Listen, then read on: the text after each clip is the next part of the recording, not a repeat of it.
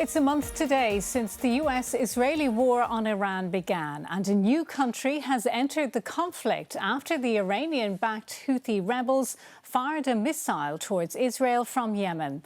The missile was intercepted in another attack by Iran itself on a US military base in Saudi Arabia. 12 American service members were injured. The US and Israel, in their turn, continued their strikes on Iran and Lebanon, despite American leaders continuing to talk of de-escalation. This screaming toddler, pulled from the rubble of a bombed residential building in Tehran, is 1 month into a war she will never understand. It's no more comprehensible to the rescuers either, who said more than 200 small children have been killed in the conflict. And now the war has a dangerous new front after the Houthis fired missiles from Yemen toward Israel for the first time since the attack on Iran last month. The unlawful strikes against Iran pushed the region to the brink of a wider war. Its burden unfortunately falls upon the rest of the world.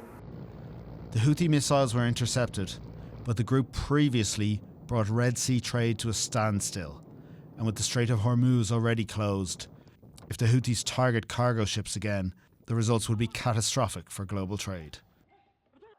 The catastrophe has already arrived for the residents of Beirut's southern suburbs as Israeli strikes continued. 3 journalists working for pro-Hezbollah and Iran TV stations were also killed. And more than 1 million Lebanese have now been forced from their homes.